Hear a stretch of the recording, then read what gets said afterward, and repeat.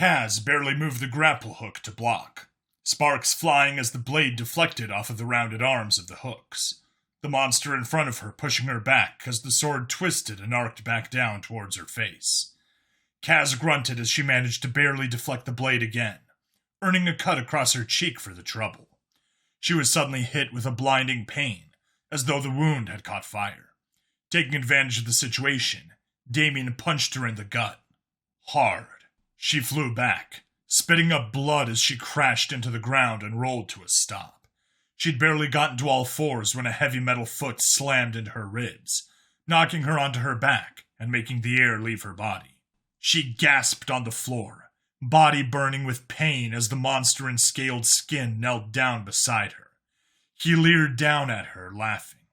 "Ah, out of the fight already. Ah, you bitch!" Seizing the opportunity while his guard was down, Kaz raked the grapple hook's spikes across the monster's face. He reeled back, and she rolled away, springing to her feet. He clutched at his face with one hand, as blood poured from the deep tears in his face. She rushed forward, intending to wrap the cord around his neck and strangle him if she could. She didn't see him move. One moment she was charging forward. The next she was flying through a thin interior wall, a few ribs completely shattered. As she hit the ground and rolled to a stop against something big and metal inside the dark room. "You're going to pay for that!" the monster screamed, smashing through the wall and grabbing her by the throat.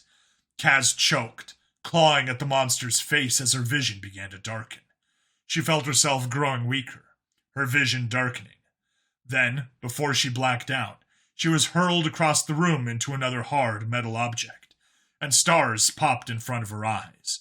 She tried to get up, but a metal hand grabbed a handful of her hair, yanking her painfully into the air and face to face with the cybernetic monster.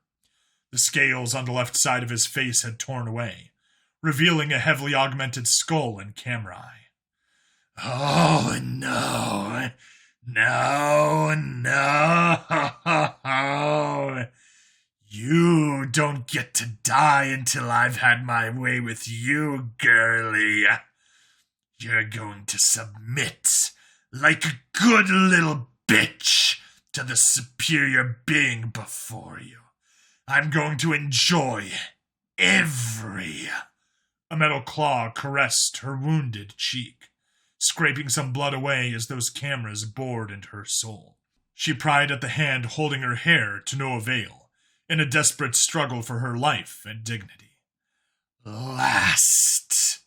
Making intense eye contact, the monster slowly licked her blood off its claw with an orgasmic expression. "Bloody second." Kaz slowly stopped struggling, resolve beginning to break as tears of anger and fear blurred her vision. Then, like the voice of an angel, she heard Martha's sing-song inflection. "Oh, Damien!" The monster dropped Kaz to the floor, wheeling around. "Shut the fuck!"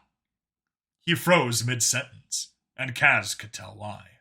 A 9-foot-tall security droid stared down at Damien with eyes that glowed red. In a lightning-fast motion, the droid grabbed both of Damien's arms and yanked them in opposite directions.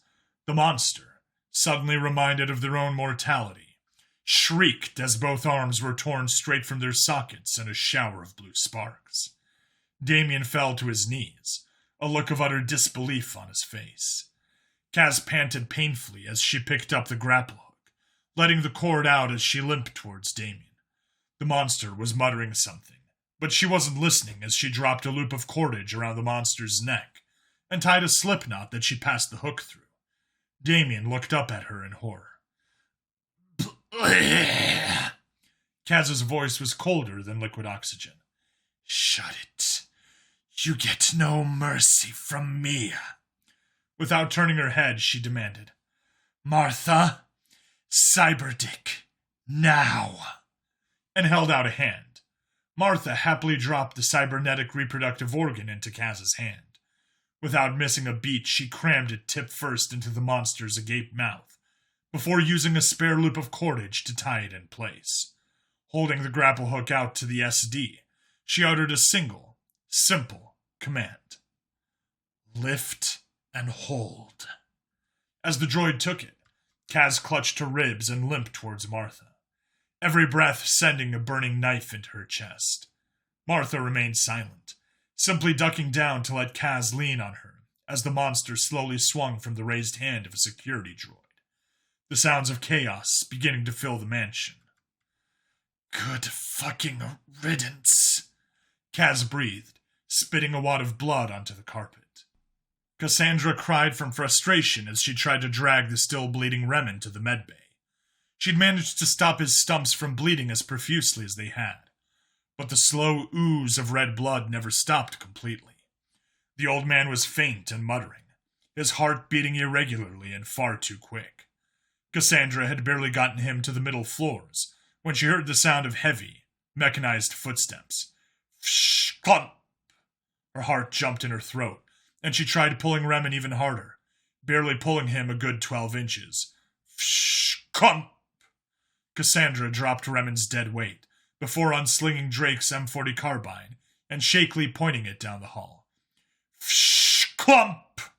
She flicked the safety off, praying to anyone who'd listen to get her out of this alive.